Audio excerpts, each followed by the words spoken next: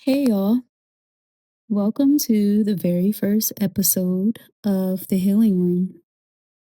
I'm Keyanna Hunt, singer, songwriter, independent artist, mom, corporate girl during the day, and honestly, just somebody trying to build the life I see in my head one day at a time. And this podcast is really going to be a place where I talk honestly about music, creativity, discipline, sobriety, healing, rebuilding yourself, and what it actually looks like trying to chase a dream while still handling real life responsibilities. So, if you're listening right now, thank you genuinely for being here. This feels very new for me. I'm used to singing, I'm used to posting clips, but sitting down and really talking like this is different. But I think I needed this. And maybe somebody listening needs it too. So, honestly, the reason I started this podcast is because I realized I had a lot to say outside of music. Music tells the emotion, but sometimes it doesn't tell the whole story. And over the last few years, I've changed so much internally. I've been rebuilding myself quietly, not overnight, not dramatically, just slowly. And I think social media can make it look like transformation happens in one moment. Like one day you just all of a sudden wake up, healed, successful, confident, disciplined, financially stable, spiritually evolved. And that's just not real. Real growth is repetitive. It's waking up early when you don't feel like it. It's studying after work. It's staying sober even when life gets uncomfortable. It's continuing to believe in yourself when your life doesn't fully reflect your vision yet. And I think I wanted a space where I could talk about that part, not just polished moments, the real process. Music has honestly been part of my life for as long as I can remember. My mom used to make us sing songs all the time when we were little, me and my siblings. We used to listen to Whitney Houston, Mary J. Blige, Mariah Carey, all the Motown music from back in the days, and just R&B that was on the radio in the early 90s and early 2000s as well. And I think that's where my love for emotional music started. My mom passed away when I was really young, and then my dad passed away too a few years later. And honestly, I don't even think I realized at the time how much music was becoming emotional survival for me. Looking back now, I think songwriting became the place where I processed emotions I didn't know how to explain yet. I started writing songs really young, and eventually I got opportunities to record.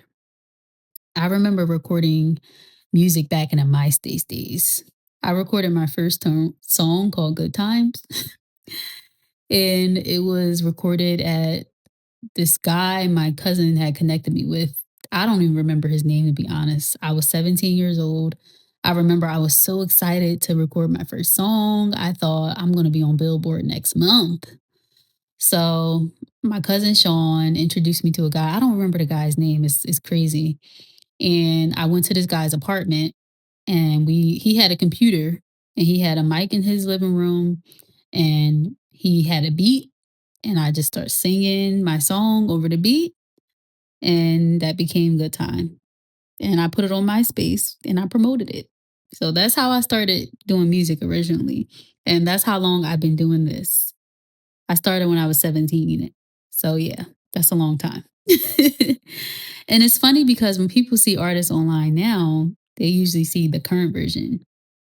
They don't see the years, the insecurities we had to go through, the stopping and starting, the failed plans, the self doubt, the unfinished songs, the moments where life got in the way. They don't see how long becoming takes. I even used to perform at open mics at my college, Westchester University.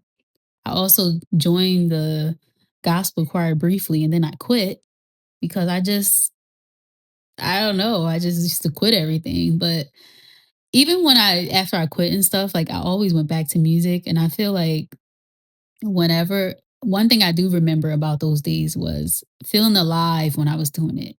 I felt so alive and so good when I was up there singing at those open mics or singing in a choir. Like, even if I was nervous, I still knew this was a part of who I was.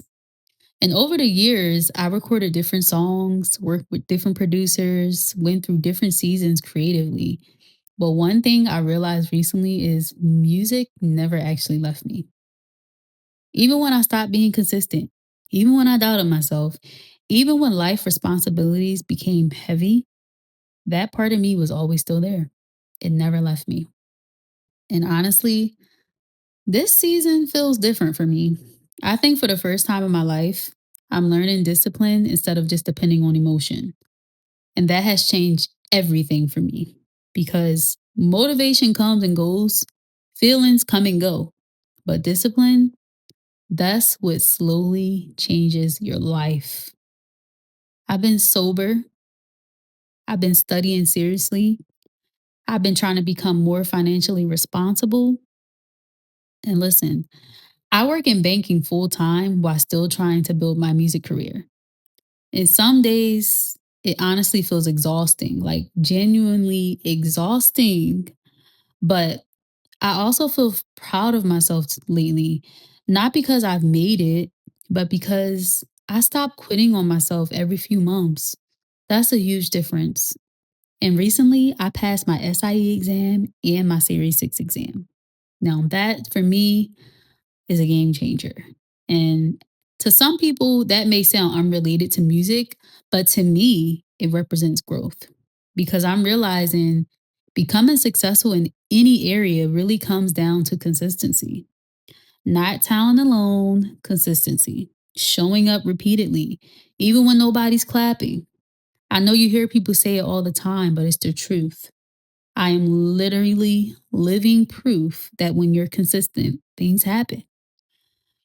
And I think one thing I really want this podcast to talk honestly about is balancing ambition with real life.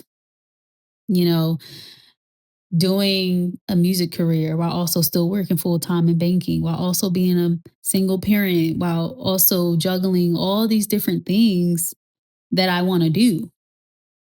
Because online, people either make it seem like you should quit everything and chase your dream, or give up on your dream and just survive. But for a lot of us, life is in the middle. For me, life is in the middle because I'm a mom. Shout out to my daughter, Lila.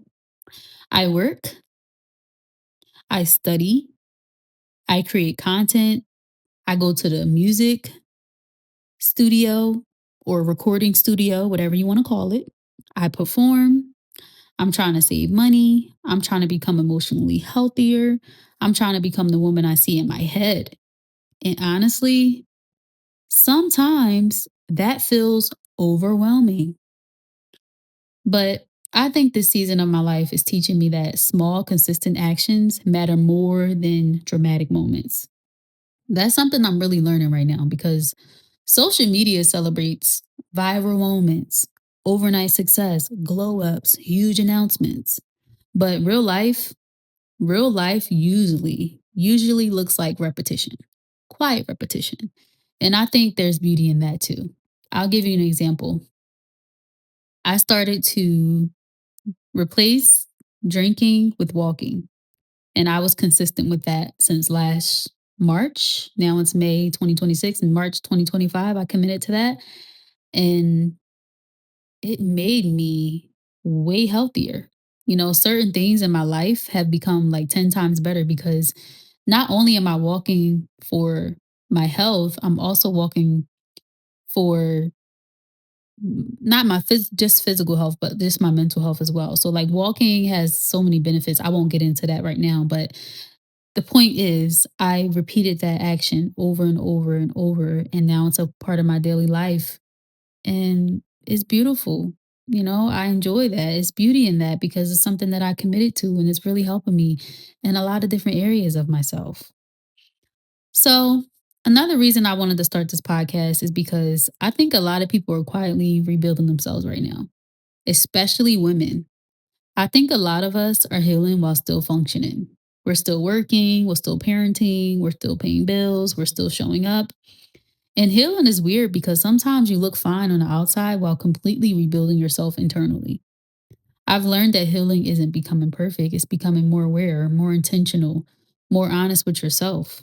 And honestly, sobriety has played a huge role in that for me too. I think when you remove distractions, you start hearing yourself more clearly. And that can be uncomfortable, but it can also change your life.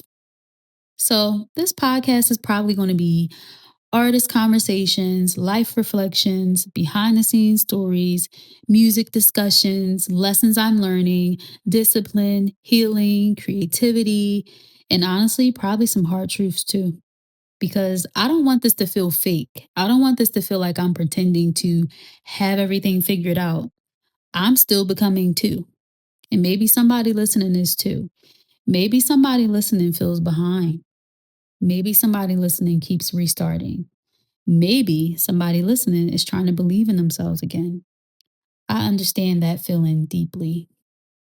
So, yeah, this is the beginning of the healing room. And honestly, I have no idea exactly what this podcast will go into yet, but I do know I wanted to start before I felt perfectly ready because I've spent enough years waiting. And maybe this season of my life is really about building anyway, even imperfectly. Thank y'all for listening for the very first episode. And seriously, if you connected with this podcast episode, follow the podcast, share it, and follow me everywhere at Keyanna Hunt. And remember, you do not have to become everything overnight. Just keep becoming. I'll talk to y'all next episode.